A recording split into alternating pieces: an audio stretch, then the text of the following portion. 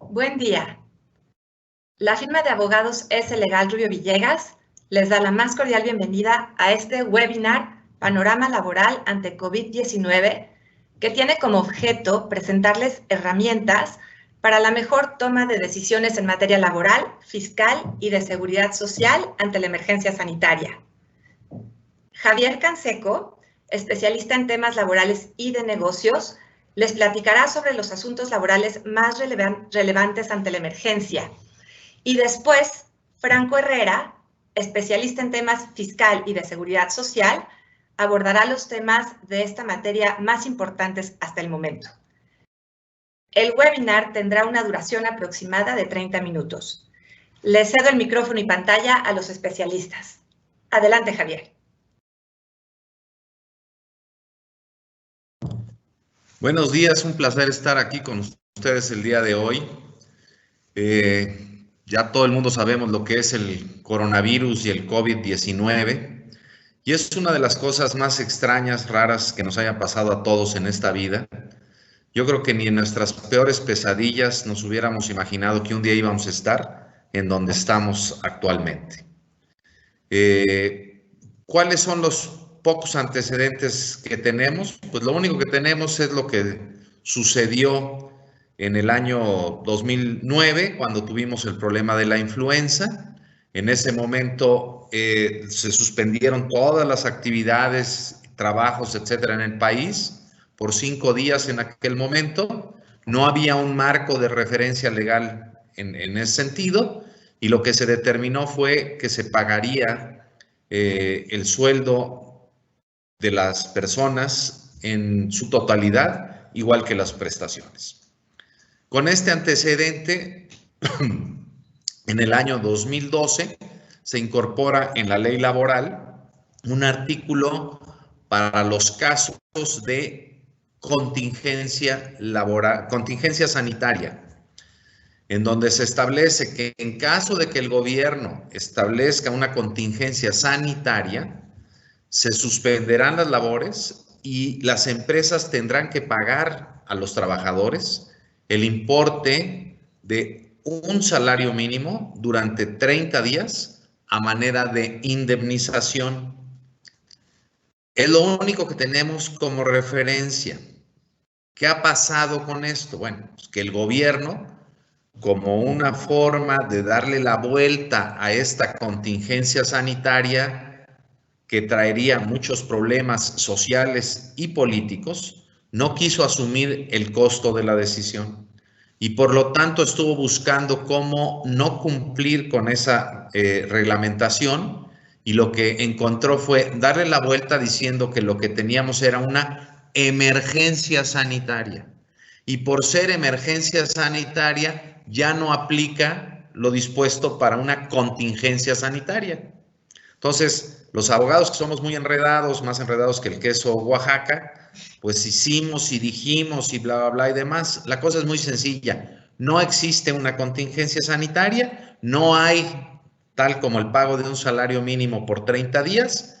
Lo que rige es lo que hoy tenemos, una emergencia sanitaria. Con esto, lo que nos lleva es a ver un antecedente de lo que hay. Primero, el 24 de marzo de este año, el gobierno federal determina que se deben de ir a sus casas con el pago íntegro de salario y prestaciones todas aquellas personas pertenecientes a lo que se llama el grupo de alto riesgo, y que incluye, entre otros, a los adultos mayores de 65 años, luego se bajó la edad a 60, mujeres embarazadas o en periodo de lactancia, menores de 5 años, personas con discapacidad, personas con enfermedades crónicas no transmisibles, personas con hipertensión arterial, pulmonar, insuficiencia renal, lupus, cáncer, diabetes, mellitus, obesidad. Y la gente nos ha preguntado, ¿y cómo vas a saber si están gordos o no? Porque yo todos los veo panzones. Bueno, hay una norma oficial mexicana que establece cuándo hay obesidad. la insuficiencia hepática o metabólica, enfermedad cardíaca o con algún padecimiento o tratamiento farmacológico que les genere supresión del sistema inmunológico. ¿Qué quieres? Proteger a las personas de este grupo vulnerable o de alto riesgo, que se vayan a sus casas, esos ya quedaron protegidos, se les paga su salario al 100%, sus prestaciones al 100% y ya tienen esta cobertura legal, por llamarlo de alguna forma. Luego viene un segundo decreto el día 31 de marzo a las 7 de la noche. En este segundo decreto se determina la suspensión de todas las actividades en el país, con excepción de las que se nombran como esenciales. La lógica es muy sencilla. Si vamos a paralizar el país para que el coronavirus o COVID-19 no se propague de manera incontrolable, lo que necesitamos es que la gente vaya a sus casas, se guarde en sus casas, se quede en casa para evitar el menor número de contagios. Con esto, ¿qué requiere el país? Bueno, pues requiere alimentos y entonces se considera como actividad esencial toda la parte de alimentos, toda la parte de comida, bebida, súpers, tiendas, etcétera, que la gente podamos comer en el país. ¿Qué más se necesita? Pues un sistema hospitalario que pueda darle cabida y atención a la gente que se enferme. Por lo tanto, todas las partes farmacéutica, medicinas, hospitales, médicos, consultorios, etcétera, deben de seguir trabajando. ¿Qué más necesitamos? Pues necesitamos poder distribuir y enviar estos alimentos y estas medicinas a todo el país. ¿Eso a qué nos lleva? Pues a que hay que hacer el trabajo correspondiente de transporte de estos víveres, de estas medicinas por todo el país y por lo tanto también la transportación, logística, etcétera, se considera como una actividad esencial. Tiene que haber dinero, pues si no, ¿cómo le vamos a pagar a los que nos vendan el producto o la comida, etcétera? Entonces, los bancos, las instituciones financieras, todo lo relacionado con el dinero sigue abierto.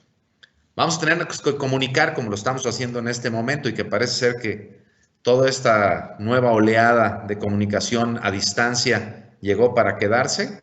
Bueno, pues toda la parte de telecomunicaciones, etcétera, tiene que seguir funcionando. La seguridad, no podemos dejar el país abandonado, cada quien en su casa y los rateros en la calle metiéndose a todos lados. Entonces, toda la parte de seguridad, tanto federal como estatal como municipal, y la cobertura que demos a las empresas que no están trabajando, pueden seguir laborando. Eso es en términos generales y con lógica lo que puede seguir trabajando y lo que se considera como una actividad esencial. Todo lo demás tiene que paralizarse. En el camino hemos escuchado y hemos tratado de ser escuchados por muchos clientes, decirle, oye, pues tú no eres actividad esencial. Oye, es que yo soy dentista y como dentista le doy servicio a un tipo que trabaja en una compañía que luego le vende una cosa a un laboratorio y luego al hospital. No. Las cadenas de suministro y de atención no son parte de esta actividad esencial. Entonces, lo que hemos hecho a lo largo de estos días. Posteriormente vino el gobierno y dijo, bueno, el 6 de abril, dijo, bueno, vamos a dejar claro.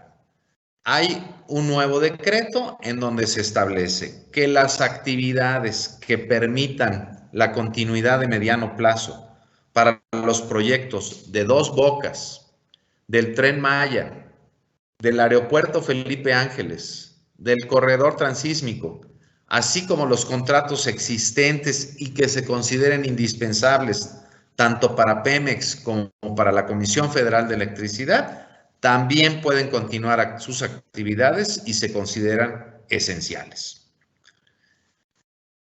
Esto es lo que nos llevó ahora. ¿Cuál es el término de este decreto? Es decir, la paralización de actividades debe ser desde el día 31 de marzo hasta el día último de abril. Eso es lo que marca el decreto.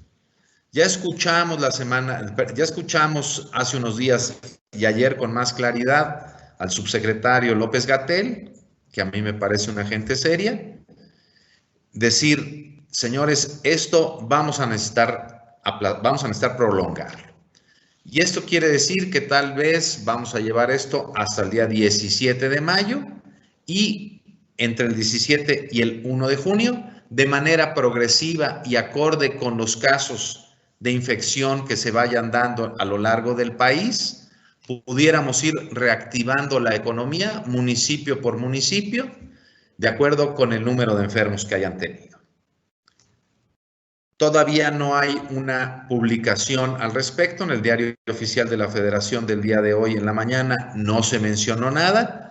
Tal vez en el que salga en la tarde o mañana algo tengamos de esto. Entonces hoy digamos que es una comunicación formal, pero no oficial. Esperemos a ver el resultado de esta comunicación para tener el panorama muy claro de a dónde va a llevarnos esta nueva extensión. Luego, ¿qué pasa si yo, dentro de mi actividad, empresa o lo que sea, decido, pues, que ya entendí lo que me dijeron, que ya entendí lo que dice el decreto, pero que voy a seguir operando? Bueno, pues hay una serie de penas para los que incumplan con la obligación de cerrar sus actividades. Y estas penas van desde la clausura parcial o total del establecimiento, así como la clausura temporal o definitiva del establecimiento, un arresto hasta por 36 horas a quien permita que se labore en ese centro de trabajo y multas que exceden los millones de pesos. Cada vez hay más supervisión de el gobierno federal y los estatales en este sentido. ¿Por qué? Porque cada vez hay menos empresas operando y entonces los inspectores tienen más posibilidad de llegar a los que siguen trabajando. Adicionalmente, la Secretaría del Trabajo y Previsión Social, a cargo de Luisa María Alcalde, establecieron un número 01800 de denuncia. Entonces la gente puede llamar y decir, oiga, pues aquí yo veo que la empresa tal está trabajando, etcétera, etcétera, pues para que la vengan a inspeccionar, ¿verdad? Entonces, esto también hemos visto que ha sucedido y que ha sido un modelo que está funcionando y que está trabajando. Adicionalmente, como ustedes saben, nuestra firma tiene una presencia nacional. Tenemos pues, más de 100 abogados en 6 oficinas, distribuidas en los principales centros de producción: Ciudad de México, Puebla, Querétaro, Irapuato, Chihuahua, Ciudad Juárez. Y tenemos operación y presencia en otros estados y ciudades. ¿Qué ha pasado también? Que algunos estados han venido dando decretos para su estado, en donde en algunos casos contravienen en algunos puntos el decreto federal o en algunos otros hasta se extralimitan, ¿no? Entonces nos preguntan, oye, ¿a cuál le debo de hacer caso? Porque el decreto estatal me dice una cosa y el decreto federal me dice otra. Tú a lo que le tienes que hacer más caso es al decreto federal, ¿verdad?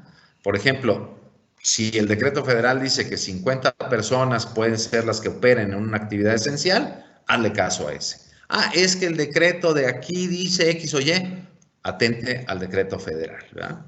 ¿Por qué? Porque los decretos estatales no pueden ir por encima del decreto federal.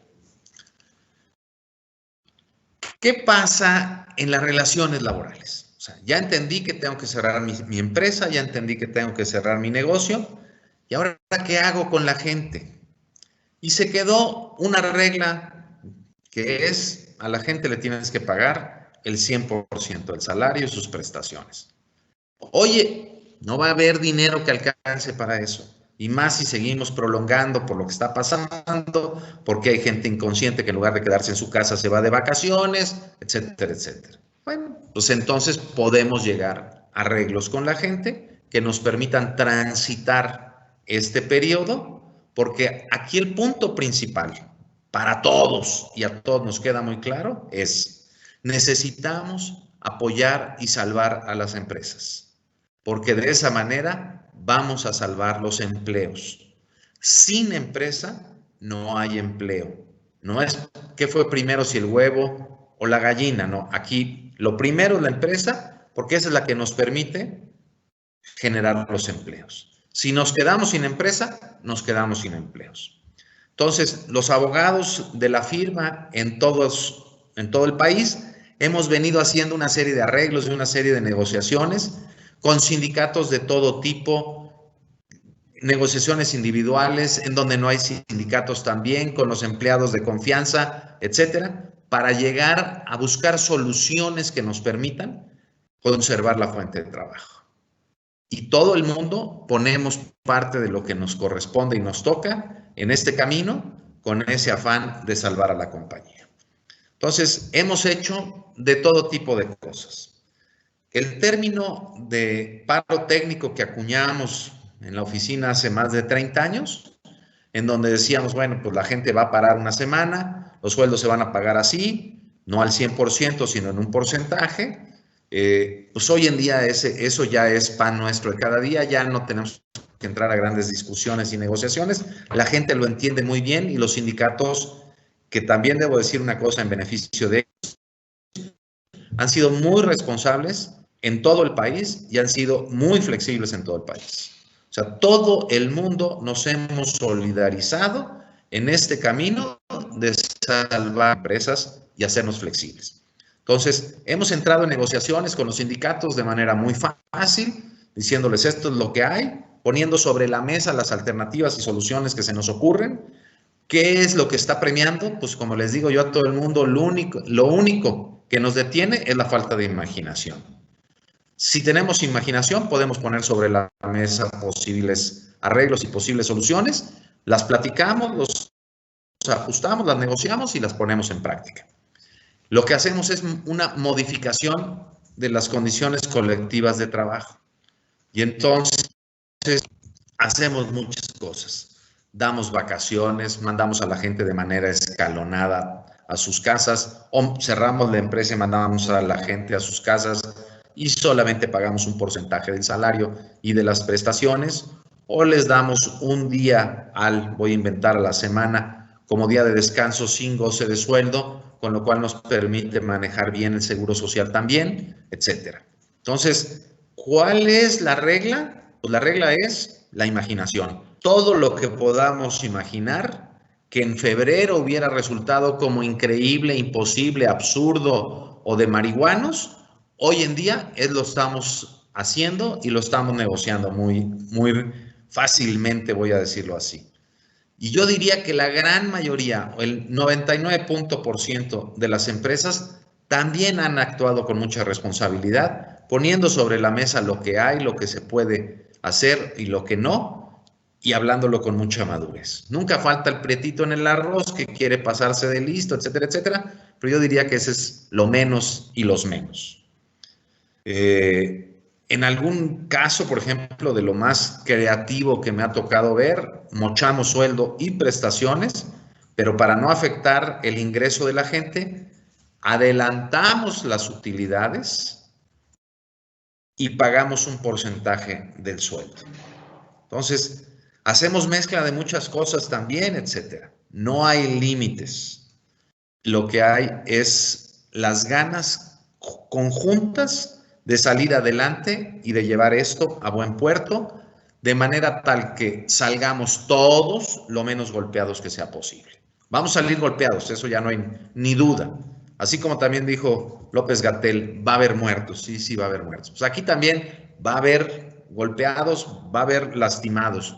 ¿Quiénes? Todos. Esperemos y buscamos los caminos en donde todo el mundo cooperamos para salir lo menos golpeados. Hemos adelantado tiempo por tiempo, hemos hecho moches, hemos hecho de todo. Este es el punto, salvar a las empresas y salvar a los empleos, porque si no, vamos a terminar en una situación peor. Mucha gente cree, bueno, cuando regresemos ahora el 1 de mayo o el 17 o el 1 de junio, todo va a volver a ser igual. Yo creo que nada va a volver a ser igual.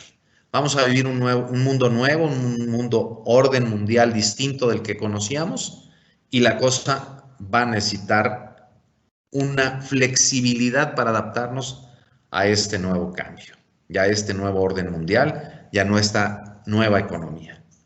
Yo dejaría esto aquí cerrado. Me permito pasarle los micrófonos a Franco Herrera, que es un experto en temas fiscales y de seguridad social, para que nos platique acerca de estos últimos puntos. Muchas gracias.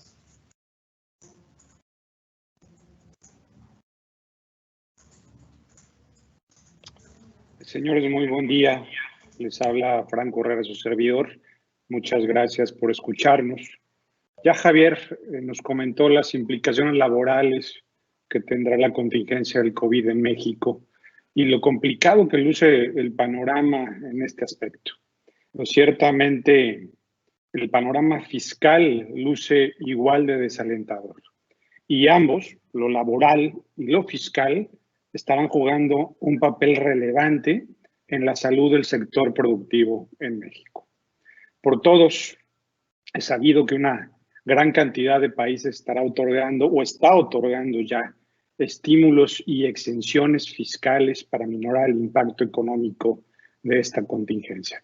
Sabemos que como consecuencia de esta pandemia se espera una contracción importante en la economía del país.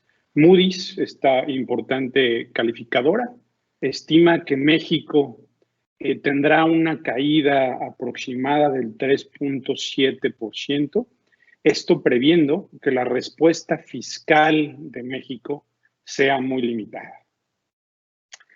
Sin embargo, hay economistas destacados que creen que el panorama puede ser aún peor si el gobierno no se pone las pilas y aplica un programa contingente de incentivos importantes.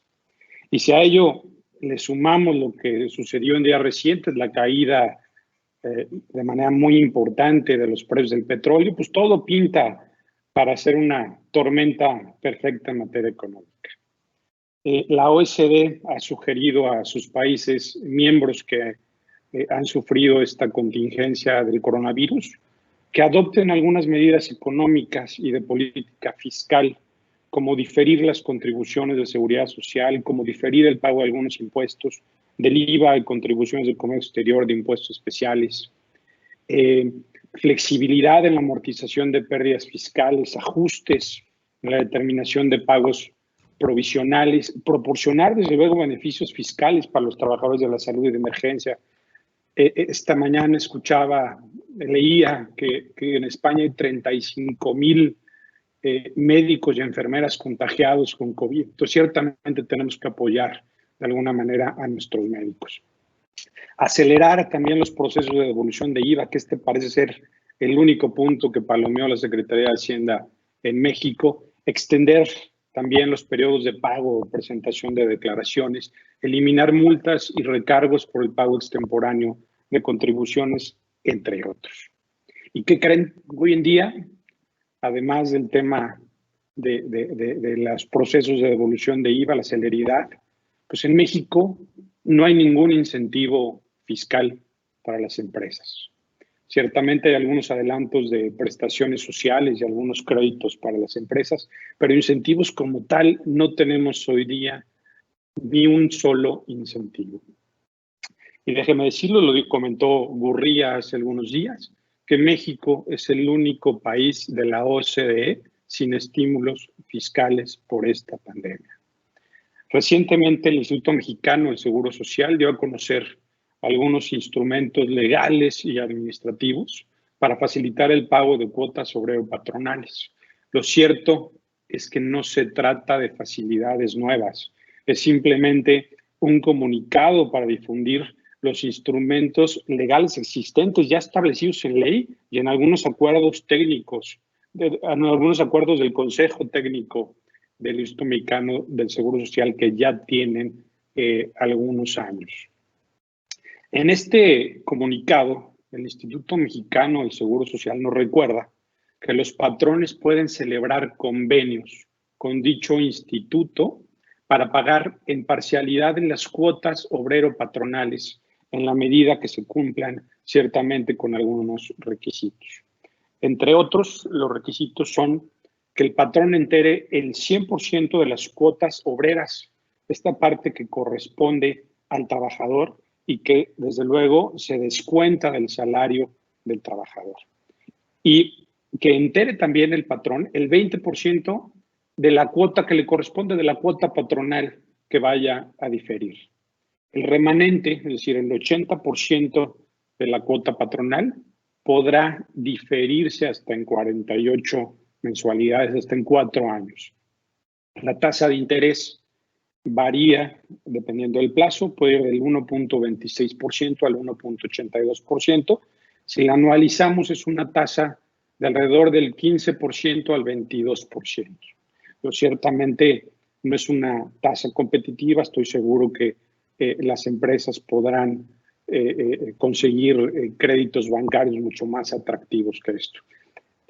Sin embargo, creo que la ventaja que este tipo de convenios con el Seguro Social tiene es que el instituto no exige garantía alguna para celebrar este tipo de acuerdos. Este requisito o más bien esta no exigibilidad de garantía, deviene de un acuerdo del Consejo Técnico del pasado 30 de abril de 2019. Sin embargo, hay que señalar, también es muy importante, este tipo de convenios tiene la característica de ser un crédito fiscal, son tratados como créditos fiscales, y de ahí que puede haber imposición de multas. Las multas pueden ser condonadas en su totalidad, siempre y cuando se cumplan con ciertos requisitos y que además haya un pago oportuno al Instituto Mexicano del Seguro Social de acuerdo a los términos del convenio. En caso de que hubiera impago o que no hubiera pago oportuno, esta tasa del 15 al 22% anualizada pudiera hasta triplicarse por efectos de la multa. Entonces, señores, si ustedes o algunas de sus empresas tienen interés en celebrar algún tipo de convenio con el Instituto Mexicano del Seguro Social, estamos ciertamente dispuestos a asistirlos. Asimismo, hay que comentarlo también que el Infonavit está otorgando algunas facilidades para proteger el patrimonio de los trabajadores. Yo por eso decía que no hay ningún apoyo para las empresas. Los apoyos del Infonavit están destinados a proteger el patrimonio de los trabajadores con motivo de esta contingencia del COVID-19. El Infonavit nos refiere en este comunicado que estará destinando alrededor de 7.300 millones de pesos para aplicar de forma universal el seguro de desempleo para cubrir los pagos de hasta 3 meses de aquellos acreditados que pierdan su relación laboral.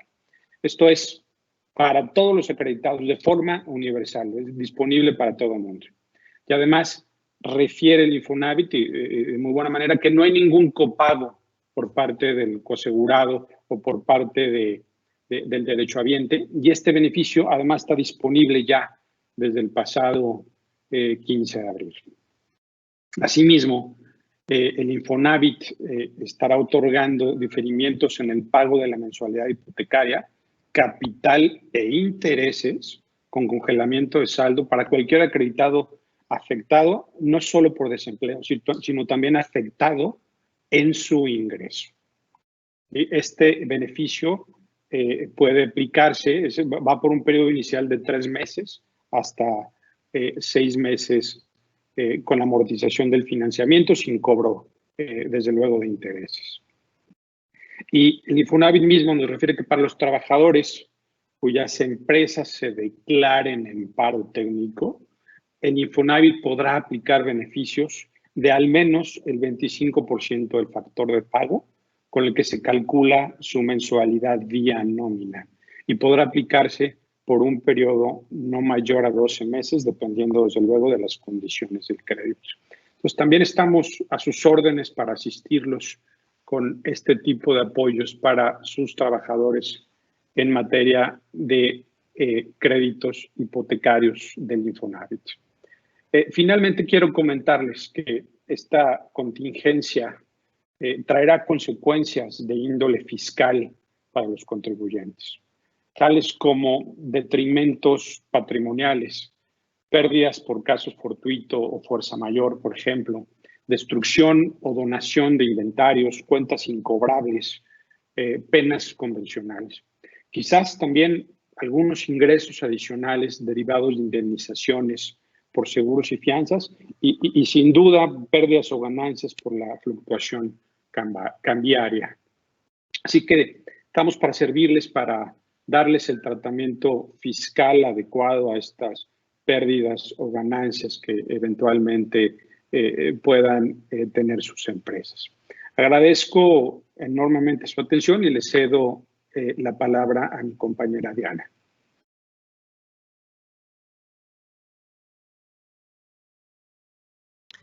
Muchas gracias por habernos acompañado en este webinar. SC Legal Rubio Villegas seguirá organizando este tipo de presentaciones en línea para ustedes. Los mantendremos informados.